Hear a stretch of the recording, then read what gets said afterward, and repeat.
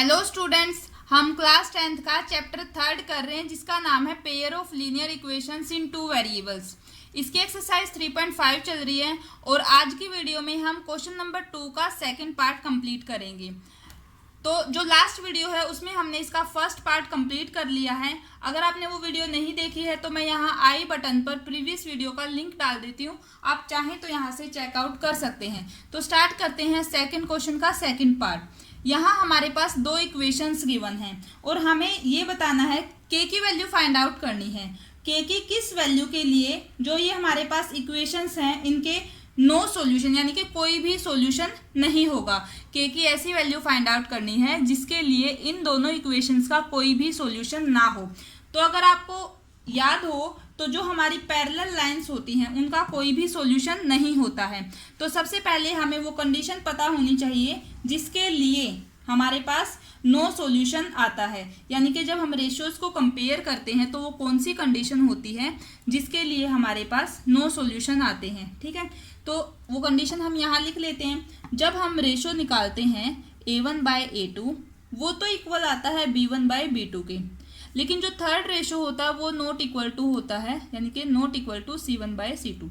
ये हमारी कंडीशन है पैरेलल लाइंस की और पैरेलल लाइंस का कोई भी सॉल्यूशन नहीं होता, तो हमें यहाँ इसी का यूज़ करना है। अब आप देखो, अगर आपको ये कंडीशन नहीं याद होगी तो आप आगे क्वेश्चन को नहीं सोल्व कर पाओगे। तो मैंने आपको ध्यान हो तो मैंने जब इंट्रोडक्शन पार्ट करवाया था उसमें एक टेबल अच्छे से समझाई थी, वो टेबल आपके लिए बहुत इंपॉर्टेंट है। ठीक है, अगर आपको वो टेबल अच्छे से आती है तो पूरा चैप्टर आप आसानी से सोल्व कर सकते हैं। ठीक है, तो अगर आप चाहें तो मैं यहाँ जो डिस्क्रिप्शन बॉक्स होता है वहाँ उसका लिंक डाल दूंगी, आप चाहो तो वहाँ से चेकआउट कर सकते हो, जिसमें मैंने वो टेबल आपको बहुत अच्छे से समझाई थी। अगर आप उसको समझ लोगे तो वो आपको याद नहीं करनी पड़ेगी। ठीक है, तो अब हम क्वेश्चन स्टार्ट करते हैं।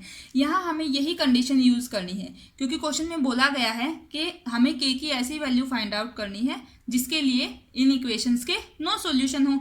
तो सबसे पहले यहाँ से हम जो इक्वेशंस हैं, गिवन इक्वेशंस हैं, उनकी हेल्प से A1B1C1 और A2B2C2 इनकी वैल्यू फाइंड आउट करेंगे। तो उसके लिए मैं इक्वेशंस को दोबारा से लिखूंगी जिसमें हम जो हमारी लेफ्ट हैंड साइड है इस साइड सारे टर्म्स को लेके आएंगे और जो राइट हैंड साइड है उसमें जीरो रखेंगे। क्यों? क्योंकि जो हमारी जनरल रिप्रेजेंटेशन होती है वो इसी तरीके से होती है। और जब हम A1B1C1 A2B2C2 इनकी वैल्यूज फाइंड आउट करते हैं तो उसके लिए हम इनको जो हमारे पास इक्वेशंस होती हैं इनको हमारी जो जनरल रिप्रेजेंटेशन होती है इक्वेशंस की उसी से कंपेयर करते हैं।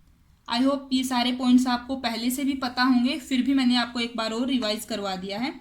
तो यहाँ से हम लिखेंगे 3x + y - 1 = 0 और सेकंड हमारे पास क्या आ जाएगी 2k - 1 × x plus k - 1 × y और ये पूरी टर्म नेगेटिव हो जाएगी, यानी कि माइनस का 2k + 1 = 0।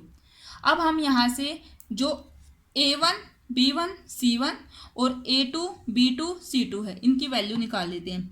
जो x का कोफिशिएंट होता है फर्स्ट इक्वेशन में वो A1 होगा, जो y का कोफिशिएंट है वो B1 हो जाएगा और जो कांस्टेंट टर्म है वो C1 हो जाएगी। सिमिलरली सेकंड इक्वेशन में जो x का कोफिशिएंट है वो A2 हो जाएगा, जो y का कोफिशिएंट है वो B2 हो जाएगा और जो कांस्टेंट टर्म है वो हमारे पास C2 की वैल्यू हो जाएगी। ठीक है, तो A1 है 3, B1 है 1, ठीक है, और C1 है -1। इसी तरीके से A2 है 2k - 1, B2 है k - 1 और C2 है हमारे पास -2k + 1। अब हमें चाहिए no solution for no solution. No solution के लिए ये जो कंडीशन होती है वो हम यहाँ लिखेंगे A1/A2 इक्वल होता है B1/B2 के, बट ये नॉट इक्वल है C1/C2 के।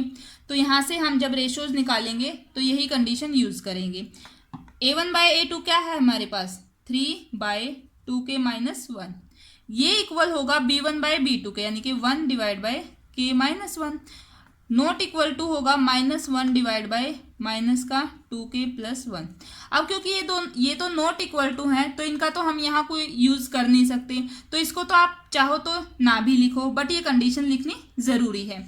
अब हमें यूज क्या करना है इस क्वेश्चन के अंदर, हमें k की वैल्यू कैसे मिलेगी, हम जब इन दोनों को आपस में कंपेयर करेंगे। तो हम इन दोनों को आपस में कंपेयर करेंगे, यहाँ से हम क्रॉस मल्टीप्लाई करवाएंगे, यानी कि 3 की मल्टीप्लाई हो जाएगी k माइनस 1 के साथ, 3 इंटू k माइनस 1, और 1 की मल्टीप्लाई हो जाएगी इस टर्म के साथ, 1 इंटू 2k माइनस 1। तो इनको सोल्व करो, ये आ गया हमारे पास 3k माइनस का 3 is equal to 2k minus 1। ठीक है, अब ये 3k है और जब हम उधर से 2k इधर लेके आएंगे तो नेगेटिव हो जाएगा, 3k माइनस का 2k is equal to minus 1 पहले से था, उधर जाएगा तो प्लस का 3 हो जाएगा। ये आ गया हमारे पास 3k माइनस 2k, यानी कि k is equal two plus का 2। ये आ गई हमारे पास k की वैल्यू और वही हमें फाइंड आउट करनी थी। तो ये हमारा क्वेश्चन इस तरीके से कंप्लीट हो गया। अब जो k की वैल्यू 2 आई है उसको आप चाहो तो रख के चेक भी कर सकते हो। ये रखने से ये दोनों रेशियो तो इक्वल आ ही जाएंगे और ये नॉट इक्वल टू आएगा, यानी कि k की जो 2 वैल्यू आई है उसके लिए जो हमारे पास इक्वेशंस गिवन है इनके नो सॉल्यूशन होंगे। आई होप ये क्वेश्चन आपको अच्छे से समझ में आ गया होगा।